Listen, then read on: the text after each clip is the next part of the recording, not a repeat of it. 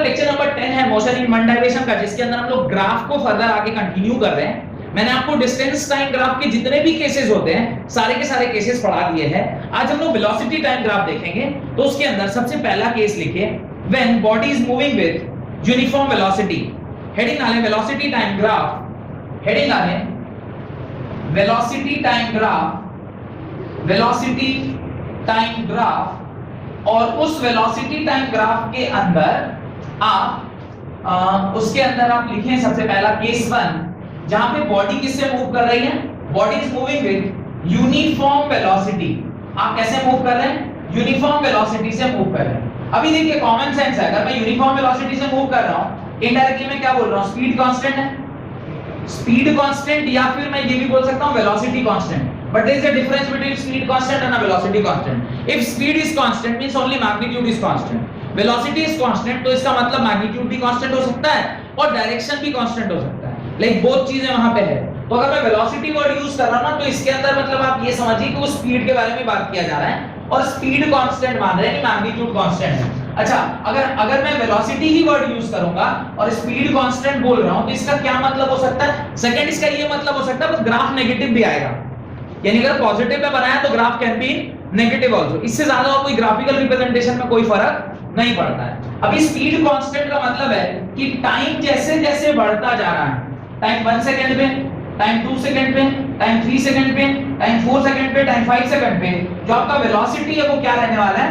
Constant रहेगा। Suppose करिए x meter per second आपका स्पीड है, तो time t is equal to 1 second पे भी आप x मीटर पर सेकंड थे, 2 सेकंड पे भी x मीटर, 3 सेकंड पे भी x मीटर, 4 सेकंड पे भी x मीटर, 5 सेकंड पे भी x मीटर। इसको हम लोग क्या बोलेंगे, आपका स्पीड क्या है, आपका स्पीड क्या है, कांस्टेंट है। आपका स्पीड क्या है, कांस्टेंट है। इसको आप क्या बोलेंगे, स्पीड इज कांस्टेंट।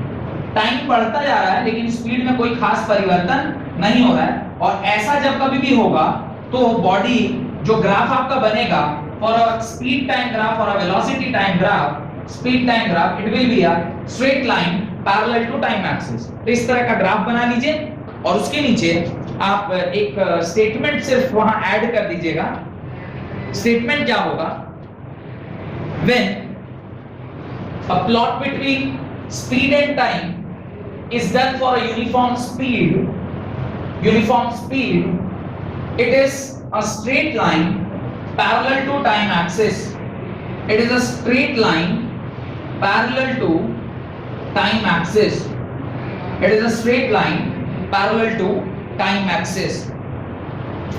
आप देखिए डिस्टेंस के रिस्पेक्ट में अगर देखेंगे, इस तरह का एक एग्जांपल आप उसे समझा सकते हैं, जहां time t is equal to t1, t2 is equal to 2 second, t3 is equal to 3 second and t4 is equal to 4 second. ये metre metre metre metre, this is second second second second. तो आप v1 निकालेंगे तो v1 कितना होगा, 5/1 that is 5 metre per second. v2 निकालेंगे तो क्या आएगा, v2 will be 10/2 second that is again 5 metre per second. आप v3 निकालेंगे that will be again 15/3 that is equal to 5 meter per second and आप v4 भी निकालेंगे तो भी कितना आएगा, 20/4 that is 5 meter per second। आप देख सकते हैं कि जो स्पीड है वो आपका क्या है, कांस्टेंट है। Equal distance travelled in equal interval of time will give you the constant speed. और उसका जो ग्राफ होता है, it is a straight line parallel to x axis. It is a straight line parallel to time axis, parallel to time axis. ये आपने लिखा होगा। अब मुझे बताइए slope of velocity time graph या slope of speed time graph मुझे क्या देगा, the slope of velocity time graph और speed time graph will give me acceleration. तो अगला पॉइंट वहां पर लिखें, the slope of velocity time graph gives us acceleration. The slope of velocity time graph gives us acceleration. ये हम note डालकर वहां पे लिखें। इस केस में एक्सीलरेशन इज इक्वल टू क्या होगा, परपेंडिकुलर बाय बेस। यहाँ पे कोई ट्रायंगल फॉर्म ही नहीं हो रहा है तो परपेंडिकुलर बाय बेस बनने का कोई स्कीम ही नहीं है। tan theta tan of 0 degree, tan 0 क्या होता है, 0 होता है, देयरफॉर एक्सीलरेशन क्या हो गया, 0 हो गया। यानी इस केस में आपका एक्सीलरेशन 0 है और एक्सीलरेशन 0 होना भी चाहिए। व्हाई एक्सीलरेशन 0 होना चाहिए, because speed is constant. Acceleration का डेफिनेशन ही होता है when the speed is variable. आपका स्पीड या तो बढ़ रहा हो या स्पीड घट रहा हो। यहां तो स्पीड कांस्टेंट है, कांस्टेंट स्पीड में there is no acceleration. Done. Case 2 डालें, write the second case, when the velocity of the body is non uniform. When the velocity of the body is non uniform. इसको आप acceleration को graph से भी समझ सकते हैं। यही वाले केस में अगर आप चाहें एक्सीलरेशन को कैलकुलेट करना, एक्सीलरेशन का फॉर्मूला होता है v2 v1 by t2 t1। v2 कितना है? v2 is 5 minus v1 कितना है?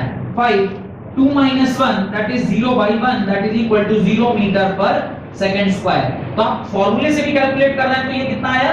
0 metre per second square. Graph से भी कैलकुलेट किया तो कितना आया?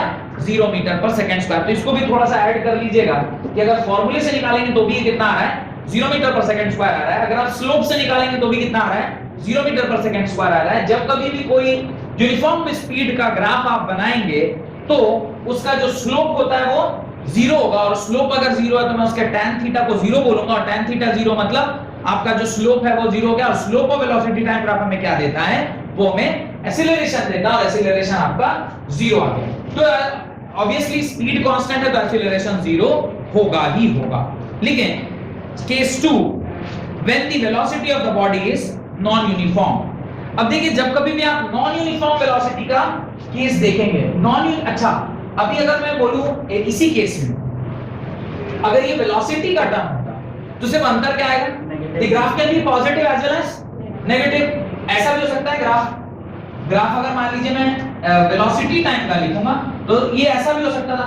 अगर मैं स्पीड ना लिख के यहां वेलोसिटी लिखता तो वेलोसिटी भी positive and as well as negative also. तो -3 मीटर पर सेकंड जैसा भी कुछ लिखा जा सकता है। अगर ये क्या बनाऊं मैं? वेलोसिटी टाइम ग्राफ बनाओ तो वो नीचे भी आ सकता है। whereas speed time graph always कहां होगा? फर्स्ट क्वाड्रेंट में। whereas velocity time graph can be in both first as well as fourth quadrant. तो ये भी लाइन अगर संभव है, वहां पे जगह आपको अगर बचा हुआ है तो ये भी ऐड कर दीजिए पुराने वाले केस में। The speed time graph will always be in first quadrant. The speed time graph will always be in first quadrant, whereas the velocity time graph can be in both first as well as fourth quadrant। ये हमारा case 2 है। इस case 2 के अंदर आप क्या लिखना है? when velocity is not constant not constant, और कौन सा केस होगा? नॉन यूनिफॉर्म मोशन का या नॉन यूनिफॉर्म वेलोसिटी का केस। ये हमारा क्या है? केस 2 है। अब देखिए इस केस में क्या होगा? अनइक्वल डिस्टेंस ट्रैवल किया गया है इक्वल इंटरवल ऑफ टाइम में। मैं एक एग्जांपल पहले लिखता हूं, उस एग्जांपल से कोशिश करते हैं जानने का। v1 सपोज करिए कितना है? 5 मीटर पर सेकंड, और ऐसा उसने कितने में ट्रैवल किया है? t1 is equal to 1 second. Similarly v2 is 10 meter per second, ऐसा उसने कब ट्रैवल किया? जब t2 2 सेकंड हो गया। तीसरा v3 is equal to 15 meter per second, ऐसा उसने कब ट्रैवल किया? जब t3 कितना था? 3 सेकंड था। और v4 20 मीटर पर सेकंड, और ऐसा कब हुआ? जब टाइम कितना हो गया? 4 सेकंड हो गया। अभी इसी डेटा को लेके अगर मैं ग्राफ प्लॉट करता हूं, तो वो ग्राफ में क्या होगा? That graph will be something like this. Graph कैसे होगा? देखिए आपने यहां पे वेलोसिटी डाला v1 v2 v3 v4, इस तरफ आपने क्या डाला? t1 t2 t3 t4। अभी this was 1 second, this was 2 second, this was 3 second, this was 4 second, whereas this was 5 metre per second, this was 10 meter per second, this was 15 meter per second, and this was 20 meter per second. ये आपका speed या velocity, आप जो भी word use करना चाहें उसके लिए कर सकते हैं। और दिस इज टाइम। अंतर सिर्फ इतना ही होगा, time was in second and speed was in meter per second. अंतर सिर्फ इतना ही होता है। अगर मैं स्पीड लिखता हूं तो ये सिर्फ और सिर्फ फर्स्ट क्वाड्रेंट में होगा, whereas अगर मैं वेलोसिटी लिखता हूं तो ये फर्स्ट में भी हो सकता है और फोर्थ में भी हो सकता है। अभी आप प्लॉट कीजिए। 1 सेकंड पे गाड़ी की स्पीड कितनी थी? 5 मीटर पर सेकंड। 2 पर था तो कितना था? 10। 3 पर था तो कितना था? 15। 4 पर था तो कितना था? 20। और इसको जब आप जोड़ेंगे ना तो it will be a straight line passing through origin. होना भी चाहिए। क्यों? देखिए acceleration is equal to, can I write vt? acceleration is equal to, can I write vt? यहाँ पे आप velocity is equal to, इसको ग्राफ में पहले प्लॉट करते हैं। ग्राफ में जब आप प्लॉट करिएगा velocity into time is equal to x, आप ऐसा लिख सकते हैं। टाइम किस एक्सिस पर है? x axis. y, this time is in which axis? Time is in x axis and velocity is in which axis? y axis। यानी y is equal to mx का ग्राफ बनना चाहिए। y is equal to mx का graph कब बनेगा? ध्यान से देखिए, जब मैं इन दोनों को किस तरीके से लिखूं? डायरेक्टली प्रोपोर्शनल होना चाहिए v और t। कभी कोई ये फार्मूला बताइए जिसमें v और t डायरेक्टली प्रोपोर्शनल हो जाए? a is equal to vt। यहां तो डायरेक्टली प्रोपोर्शनल नहीं हो रहा है। a is equal to vt में डायरेक्टली प्रोपोर्शनल नहीं हो रहा है। आपको एक्सीलरेशन टाइम ग्राफ नहीं बनाना है, आपको वेलोसिटी टाइम ग्राफ बनाना है। वेलोसिटी टाइम ग्राफ का कोई डायरेक्ट रिलेशन, वेलोसिटी और टाइम ऑलवेज इनवर्सली प्रोपोर्शनल हो सकता है। डायरेक्टली प्रोपोर्शनल होगा, संभव है। इसका स्लोप क्या होता है? a is equal to delta v by t। अभी आप v लिखेंगे तो क्या लिखेंगे? v is equal to at। भाई मैं बोल रहा हूं क्या गड़बड़ हो रहा है? v is equal to at के बराबर होगा, फॉर्मूला ही गलत लिख रहे हैं। v is equal to at। अभी क्या है? y is equal to mx, y is equal to mx। y axis पे क्या है? वेलोसिटी। x एक्सिस पर क्या है? टाइम है। तो स्लोप किसके बराबर हो गया? एक्सीलरेशन के। वेलोसिटी टाइम ग्राफ का स्लोप मुझे क्या देता है? एक्सीलरेशन। कैसे एक्सीलरेशन देगा? ध्यान से देखिए। tan theta is equal to, ये theta m is equal to slope is equal to tan theta is equal to perpendicular by base. Slope is equal to perpendicular, this speed by this speed, v2 minus v1 by this time by this time, t2 minus t1। ये किसका formula है? m is equal to acceleration, और acceleration ही तो मिलता है किससे? Velocity time graph के slope से। फॉर्मूला भी हमें बता रहा है y is equal to mx plus c के फॉर्मूला से। अच्छा यहाँ पे intercept 0 v is equal to at plus 0, इसलिए यहाँ पे इंटरसेप्ट 0 हो गया। इंटरसेप्ट 0 हुआ तो it is a straight line passing through origin. तो ये स्टेटमेंट लिख लीजिएगा। For a uniform velocity, for a non uniform velocity, for a non-uniform velocity but increasing speed, for a non-uniform velocity but increasing speed, the graph is a straight line passing through origin। The graph is a straight line passing through origin। Graph is a straight line passing through origin। ये straight line तो जरूरी नहीं है। क्यों? कम ज्यादा भी तो हो सकता है ना वेलोसिटी। और मैंने जो एग्जांपल लिया वहां से तो यही होगा। हां लेकिन नॉन यूनिफॉर्म मोशन है, यूनिफॉर्म वेलोसिटी। हां तो यहां पे ये कांस्टेंट एक्सीलरेशन का एग्जांपल दिया है। तो मैंने बोला non uniform motion can be of two types, constant acceleration और एक नॉन यूनिफॉर्म एक्सीलरेशन। तो अभी जो एग्जांपल ले रहे हैं किसका एग्जांपल है? This is for constant acceleration. कैसे? अभी तुरंत प्रूफ कर रहा हूं। ये सारा लिख लीजिए तो फट से प्रूफ हो जाएगा, कोई बहुत बड़ा रॉकेट साइंस नहीं है।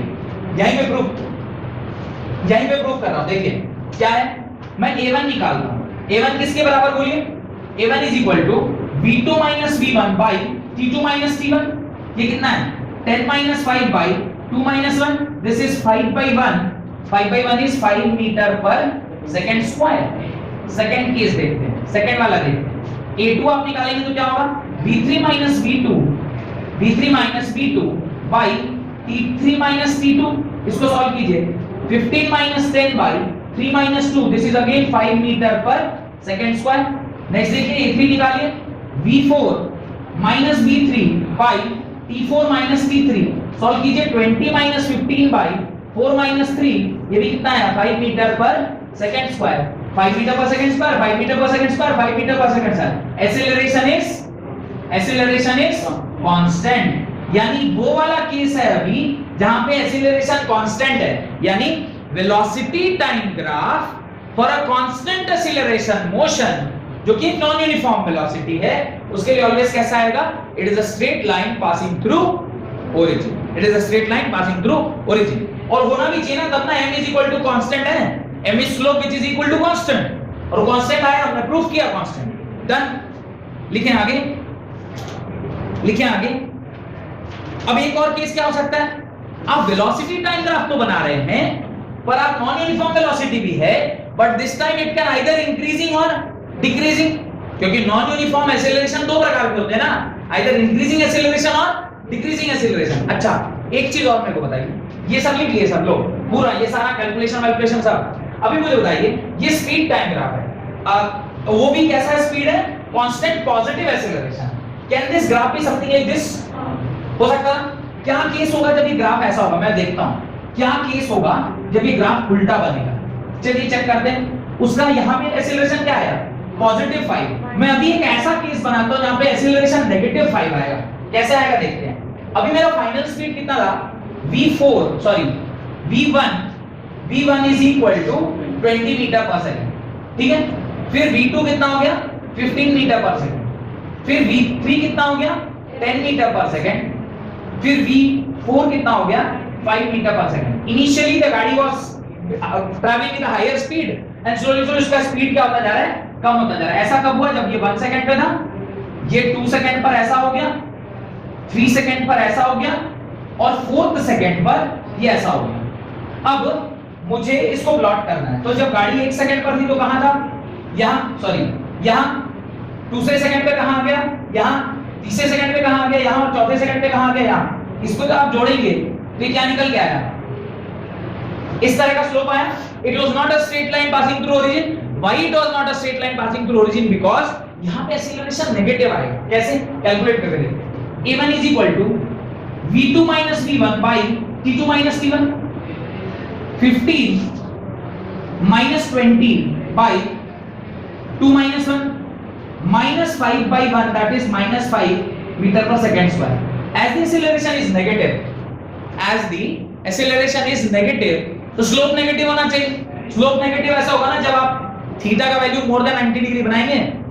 ये समझ में आ रहा है? और इसका जब आप ग्राफ बना रहे होंगे, यानी इसका जब आप ग्राफिकली स्लोप निकाल रहे होंगे, तो tan थीटा क्या लिखोगे, ध्यान से बताना। tan theta is equal to, आप क्या लिखोगे, tan theta is equal to this velocity minus this velocity. ये फाइनल है, ये फाइनल है, ये फाइनल है, ये फाइनल होगा तो आप क्या लिखेंगे, 5 minus 20 बाई ये टाइम कितना आया 1, और ये कितना रहा 4, यानी 4 minus 1 minus 15 by 3। इसको सॉल्व करेंगे क्या आएगा, -5 मीटर पर सेकंड स्क्वायर। ये नेगेटिव क्यों आया, बिकॉज दिस वाज डिक्रीजिंग, है कांस्टेंट एक्सीलरेशन बट कैसा, डिक्रीजिंग एक्सीलरेशन, यानी negative acceleration. This is also for a constant acceleration only, but the graph is for negative acceleration. इसके पहले वाला graph किसके लिए था, फॉर पॉजिटिव एक्सीलरेशन। तो constant acceleration can be of two type लिखवाए हैं। Acceleration is of two type, positive acceleration and negative acceleration. Positive acceleration के लिए ग्राफ होगा straight line passing through origin. Negative acceleration के लिए ग्राफ होगा it is a straight line which is not passing through origin but it originates from some above point and it crosses the। अच्छा, अभी अगर मैं चाहूं तो इसको क्रॉस कर सकता हूं क्या, if it is speed we cannot, but if it is velocity we can, क्योंकि ये नीचे भी जा सकता है। velocity can be negative as well, तो ये इसके नीचे भी इस प्रकार से बढ़ सकता है। बस समझ आ रही है? इस सारे को फिर से उसके नीचे लिखिए, पर ऊपर वाले केस के बगल में लिख लीजिएगा this was for positive acceleration. ये वाला डायग्राम बनाइएगा तो क्या लिखिएगा, this was for negative acceleration. ये a1 मैंने कैलकुलेट किया, आप a2 a3 भी कर लीजिएगा। a2 कितना होगा, v3 minus v2 by p3 minus p2। v3 कितना दिया हुआ है, 10 minus 15 by 3 minus 2, this is again -5 metre per second square.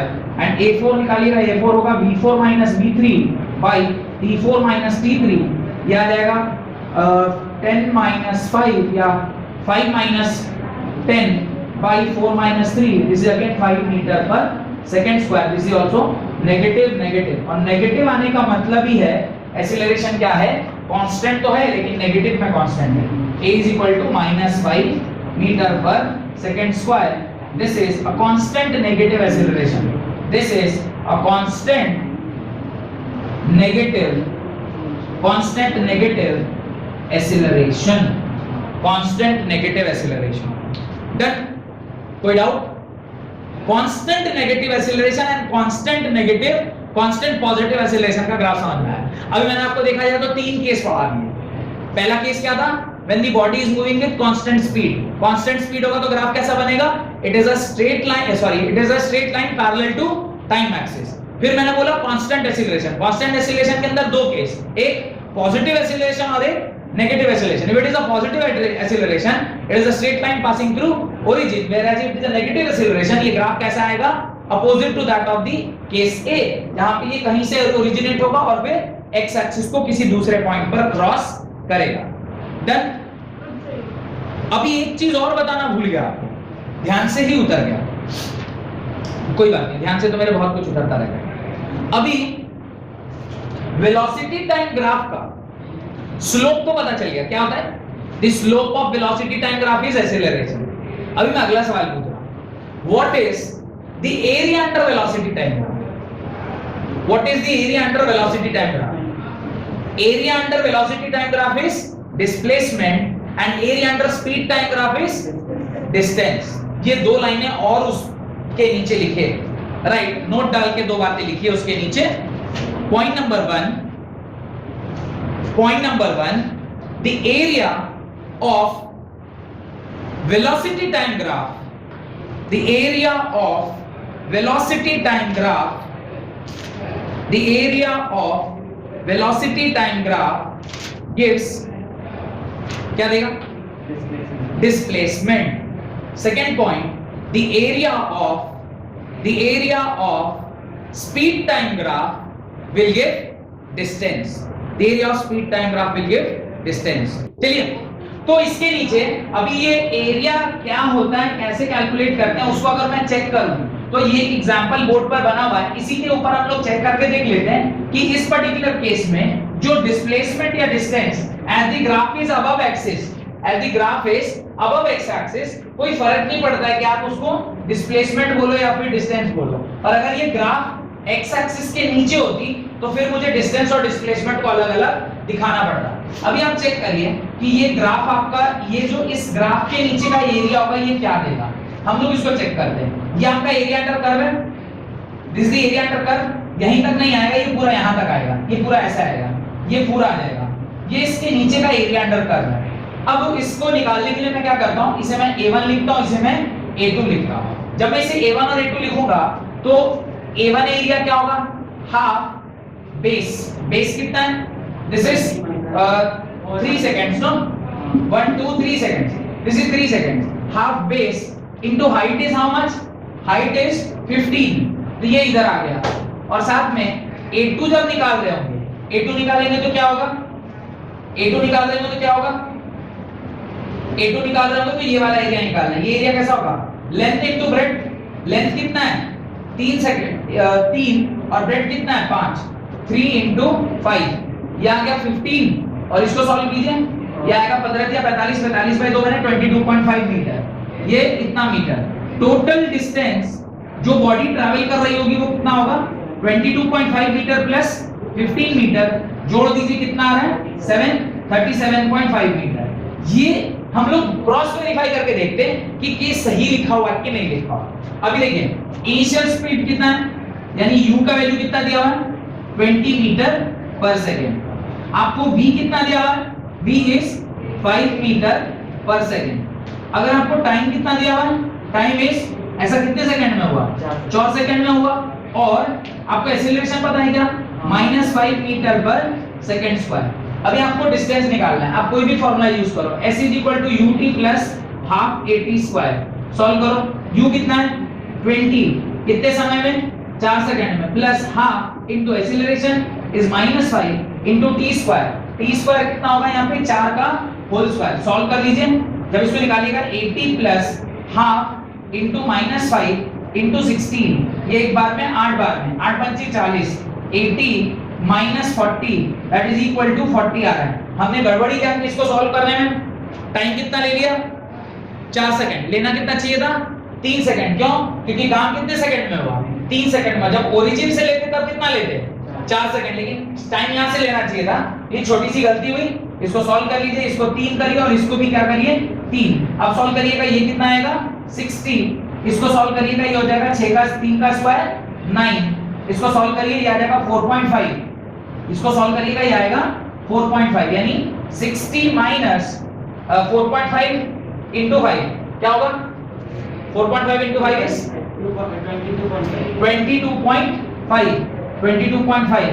इसको आप सॉल्व कीजिएगा, एग्जैक्टली आएगा 37.5 मीटर।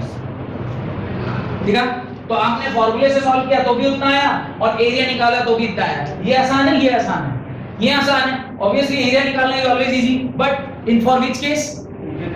फॉर यूनिफॉर्म केस, जहां पे वो सीधा सीधा ट्रायंगल बन जाए, रेक्टेंगल बन जाए। अभी जो थर्ड केस पढ़ाऊंगा उसमें ना ट्रायंगल बनेगा ना रेक्टेंगल बनेगा, उस केस में क्या होगा? इंटीग्रेशन करना पड़ेगा। तो इंटीग्रेशन वाले केस में ये वाला काम करिएगा, और जहां पे लगे एरिया निकालना आसान है तो ये वाला काम करिएगा। नॉलेज होगा तब ना पता चलेगा कि कब कौन सा काम करना है। पता ही नहीं कौन सा कब क्या करना है तो फिर तो गड़बड़ हो जाएगा।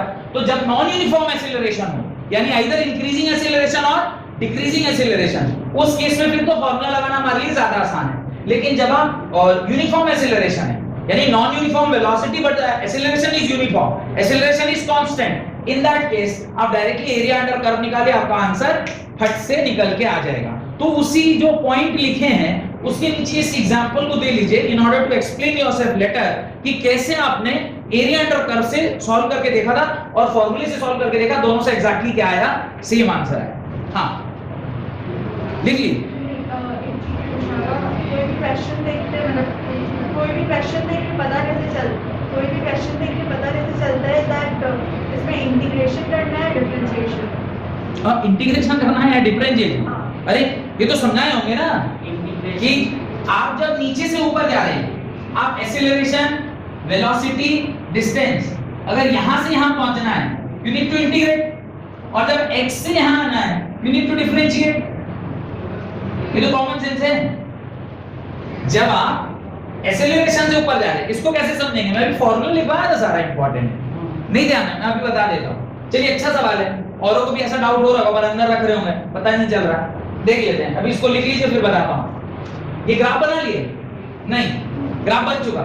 चलिए अभी ये जो डाउट आपने पूछा मैं इसको क्लैरिफाई कर देता हूं कि किस प्रकार से आपको पता चलेगा। उसके लिए सबसे पहले आपको क्या पता होना चाहिए? सारा फार्मूला पता होना चाहिए। मेरे को देखिए, वेलोसिटी का फार्मूला होता है dx/dt, यानी अगर आपको x दिया हुआ है, this is known to you, आप वेलोसिटी कैसे निकालेंगे? dx/dt। फिर एक्सीलरेशन का फार्मूला होता है dv/dt। तो अगर मुझे वेलोसिटी पता है तो मैं एक्सीलरेशन को एक बार डिफरेंशिएट करूंगा, मेरा काम बन जाएगा। यानी if x is known to me I can calculate velocity, if velocity is known to me I can calculate acceleration by once differentiating it। और डायरेक्टली अगर x के फंक्शन से एक्सीलरेशन निकालना है तो एक्सीलरेशन होता है d2x by dx, d2x by dt square. ये भी डायरेक्ट एक फार्मूला होता है जो मैंने ये सब लिखवाया होगा, जरूर लिखवाया होगा, ये नोट करके ये लिखवाया होगा किस तरह से आप डायरेक्टली निकाल सकते हैं। This was the case for acceleration, sorry differentiation. तो x पता है तो आप उसको एक बार डिफरेंशिएट कीजिए, आपको क्या मिल जाएगा? वेलोसिटी मिल जाएगी। वेलोसिटी को एक बार और डिफरेंशिएट करिए, आपको क्या मिल जाएगा? एक्सीलरेशन मिल जाएगा। वेयरएज जब आप इंटीग्रेशन का केस देखते हैं, इंटीग्रेशन में ठीक इसका उल्टा होता है। आप क्या लिख रहे हैं अभी देखिए, एक्सीलरेशन इज इक्वल टू होता है dv/dt। आप क्या लिख रहे हैं? Velocity dv is equal to adt। अभी बोथ साइड इंटीग्रेट किया, ये हर छोटा छोटा dv मिलके v बन गया और adt किस में कन्वर्ट हो जाएगा? ये तो एक्सीलरेशन को with respect to time differentiate, ये वेलोसिटी आपका क्या आ गया? इंटीग्रेशन से आया। यानी अगर acceleration was known to me, मेरे को वेलोसिटी निकालना है तो एक्सीलरेशन को with respect to dt integrate करना पड़ेगा। वेयरएज जब मुझे ये एक्सीलरेशन पता है तो वेलोसिटी क्या होता है? वेलोसिटी होता है dx/dt। तो क्या मैं लिख सकता हूं dx v dt? फिर दोनों साइड पे इंटीग्रेशन कर दीजिए। अगर हम दोनों साइड पे इंटीग्रेट करेंगे तो मुझे क्या मिलेगा? दोनों साइड इंटीग्रेट करेंगे तो ये छोटा dx कैपिटल X हो गया और ये इंटीग्रेशन ऑफ v dt। तो if velocity is known to me I can calculate x, if acceleration is known to me I can calculate velocity. तो एक्सीलरेशन से वेलोसिटी आया तो इंटीग्रेट किया, वेलोसिटी से x आया तो इंटीग्रेट किया। वेयरएज x से अगर वेलोसिटी आ रहा है तो डिफरेंशिएट कर रहे हैं और वेलोसिटी से एक्सीलरेशन आ रहा है तो डिफरेंशिएट कर रहे हैं। तो जब ऊपर से नीचे आते हैं तो डिफरेंशिएट करते हैं, नीचे से ऊपर जाते हैं तो इंटीग्रेट करते हैं। ऑब्वियसली हर छोटी चीज को इंटीग्रेट करेंगे, एक बार एक ऑर्डर आपको बढ़ाना है, एक में ऑर्डर घटाना। केस 3, ग्राफ का case 3, when the velocity of the body is non-uniform, when the velocity of the body is non-uniform, ये लिखना चाहते हैं कि हो गया, ये समझ में आ गया ना, इसको लिखने की आवश्यकता नहीं। लेकिन अगर आप चाहते हैं तो आप लिख सकते हैं इसे, वैसे मैंने आपको पहले भी ये लिखवाया हुआ है, ठीक है।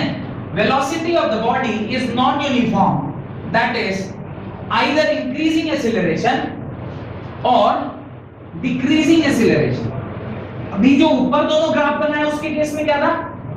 In that case, the acceleration was constant, but once it was a positive acceleration and on the other side it was a negative acceleration. Positive और negative acceleration था। अभी मैं क्या बोल रहा हूँ? The acceleration itself is increasing. यानी पहले a1 is equal to 5 meter per second square, फिर a2 is equal to 10 meter per second square, फिर a3 is equal to 15 meter per second square, फिर a4 is equal to 20. Acceleration ही बढ़ता जा रहा है। जैसे कि आपके टेक ऑफ के टाइम में होता है, तो फ्लाइट टेक ऑफ करती है, तो acceleration increase कर रहा है at constant rate. Acceleration can increase at constant rate as well as at variable rate also.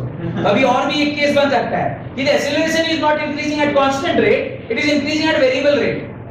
समझ रहे मैं क्या बोल रहा हूँ? अभी A1 5 था, फिर 10 बोला, फिर 15 बोला, फिर 20, ऐसे तो 5, फिर 3, फिर 4, फिर 10, फिर 15, ऐसे भी हो सकता है। पर इतना कॉम्प्लेक्स सिचुएशन में हम लोग नहीं जाएंगे, but there can be a case something like that. अभी उसको आप लोग चेक करते हैं। लिखिए उसमें पहला वो हेड सबहेडिंग डाला पूरा, क्या लिखा बताइए?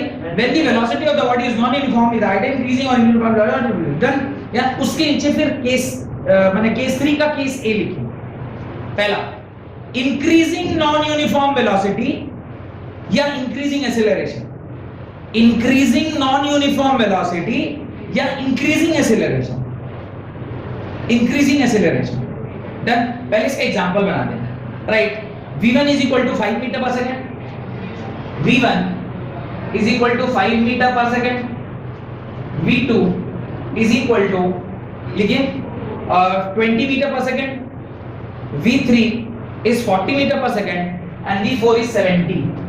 v1 v2 v3 is 40 and v4 is 70 meter per second। और ये सारा कब हो रहा है? जब टाइम क्या है? Time t is equal to 1 second, 2 second, 3 second, 4 second। ये सारे इस सेकंड्स में ये सारे कांड हो रहे हैं, कार्यक्रम हो रहे हैं, कांड नहीं। वैसे कांड is not a bad word, ये मैंने आपसे पहले भी कहा होगा, बिकॉज ऑल रामायण हैज कांड only, Balyakand, Aranyakand and all those कांड्स। तो सब कांड is not a bad word, कांड is also good word. Ramayana में यूज हो गया मैंने, तो गुड वर्ड ही होगा। अभी हम इसको ना ग्राफ में प्लॉट कीजिए। आपको वेलोसिटी टाइम ग्राफ ही तो चाहिए ना, तो वेलोसिटी टाइम ग्राफ। अभी वेलोसिटी क्योंकि सारा पॉजिटिव है, इसलिए मुझे वेलोसिटी बोलूं स्पीड बोलूं कोई फर्क नहीं पड़ता है, लेकिन अगर ये पॉजिटिव नेगेटिव होता तो फिर लफड़ा फंसता। अब ये 1 second, 2 second, 3 second, 4 second, 5 second. अब यहाँ पे देखते हैं 5 से है ना, 5, 10, 15, 20, 25, 30, 35, 40, 45, 50, 55, थोड़ा और ऊपर जाना होगा, 60, 65, 70, ये 70 तक गया हुआ है ना, 70 भी है। उसके नीचे 65, ये 0, this is 0, this is 5, this is 5, 5, this is 10, 15, this is 20, this is 25, 30, 35, 40 and so on. इस तरह से आपका स्पीड दिया हुआ है। Time t is equal to 1 second, 2 second, 3 second, 4 second and 5 second. 1 second पे बॉडी कहां पे? यहां पे। 2 सेकंड पे बॉडी किधर है? 20 पे, यहां पे। 3 सेकंड पे बॉडी किधर है? यहां पे। 4 सेकंड पे बॉडी किधर है? यहां पे। इन सारे पॉइंट्स को जब आप जोड़ोगे तो देखिए ग्राफ कैसा आ रहा है? Increasing parabola. देख रहे हैं? ये इस तरह का एक इंक्रीजिंग पैराबोला बन के आया है, ऐसे इंक्रीज होता जा रहा है। द पॉइंट इज इस तरह से देख रहे हो, तो इंक्रीज करता जा रहा है, पैराबोलिक ग्राफ इंक्रीज करता जा रहा है। ये आपके 1 सेकंड में इस तरह का था, 2 सेकंड में ऐसा हो गया, 3rd सेकंड में ऐसा हो गया और 4th सेकंड में ये समथिंग लाइक दिस। अब ये तो मेरे को एक्सीलरेशन निकालना है, क्या लिखूंगा मैं? a1 is equal to v2 minus v1 by t2 minus t1, t2 minus t1 निकालिए। 20 minus 15 by 2 minus 1, 5 meter per second square। a2 निकालेंगे, a2 is v3 minus v2 by t3 minus t2, 40 minus 20 by 3 minus 2, 20 by 1 that is 20 meter per second square। देखते चलिएगा गलत नहीं हो। हाँ, फिर a3 देखिए, a3 is v4 minus v3 by t4 minus t3, इसको सॉल्व किया 70 minus 40 by 4 minus 3, this is 30 meter per second square। पहले 5 meter per second square, again it is 20 meter per second square, again it is 30 meter। The acceleration is increasing, इसलिए इसको क्या बोला? Increasing acceleration, increase कर रहा है acceleration। तो ये था फॉर पॉजिटिव इंक्रीजिंग एक्सेलरेशन, ऐसे ही कभी आएगा फॉर नेगेटिव डिक्रीजिंग एक्सेलरेशन, या उसको मैं डिक्रीजिंग एक्सेलरेशन बोलूं। तो इस प्रकार से ग्राफ आप उसके नीचे बना लें और एक लाइन जरूर ऐड करिएगा। As the slope is continuously increasing, वो कैसे दिख रहा है? स्लोप कंटिन्यूअसली इंक्रीज कर रहा है, ध्यान से देखिए। किसी इस पॉइंट पे निकालेंगे तो स्लोप क्यों है, फिर यहां पे निकाला तो स्लोप इधर, फिर यहां निकाला स्लोप इधर, फिर यहां निकाला स्लोप इधर, फिर और कहीं ऊपर निकालो slope. Continuously the angle is increasing, 0, 10 degree, 12 degree, 40 degree, 50 degree, 60 degree, 70 degree, 80 degree, ये कंटिन्यूअसली क्या होता जा रहा है? बढ़ता जा रहा है। As the slope is continuously increasing, slope constant रहता तो acceleration constant, slope is increasing, if the slope is increasing means acceleration is increasing, तो इसका ग्राफ क्या होगा? इंक्रीजिंग एक्सीलरेशन का ग्राफ हुआ। As the slope is continuously increasing, which means the velocity is increasing, which means the velocity is increasing and gives positive acceleration, and gives positive acceleration, done। और ये positive acceleration हम लोग को मिल रहा है, कोई दिक्कत? No problem. अब इसी का दूसरा लिखिए, डिक्रीजिंग नॉन यूनिफॉर्म वेलोसिटी। अभी हम लोग क्या करेंगे? इसी चीज को डिक्रीज कर देंगे। सिर्फ डिक्रीजिंग में मुझे क्या करना चाहिए? डिक्रीजिंग में क्या करना चाहिए? All these value need to be reverse. अब ये वैल्यूज को क्या कर दीजिए? चेंज कर दीजिए। Initially the body was at 70 metre per second, then it was 40, then it was 20 and finally it was 5। और अभी आप वापस से एक्सीलरेशन को जब कैलकुलेट करेंगे तो ग्राफ भी उल्टा आएगा। ग्राफ जो भी आपने बनाया था वो एग्जैक्टली उल्टा आएगा, और जो आपने एक्सीलरेशन कैलकुलेट किया था वो भी अलग आएगा। एक्सीलरेशन देख लेते हैं। a1 is equal to 40 minus 70 by 2 minus 1, that is minus 30 by 1, that is minus 30 meter per second square। फिर a2 लिखा, a2 is 20 minus 40 by 3 minus 2, that is equal to minus 20 meter per second square, and a3 is equal to 5 minus 20 by 2 minus 1, sorry, by 4 minus 3, इसको solve किया minus 15 by 1, that is minus 15 meter per second square।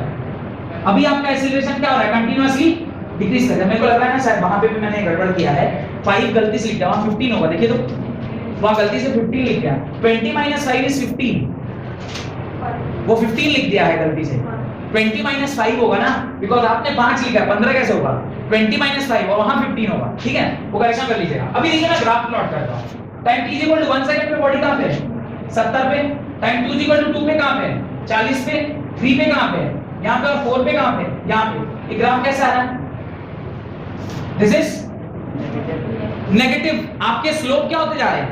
Negative होते जा रहे हैं। देखें initially जो slope was बड़ा, फिर धीरे धीरे छोटा हो जा रहा है, और जैसे जैसे स्लोप छोटा हो जाएगा, यानी ये डिक्रीजिंग स्लोप है।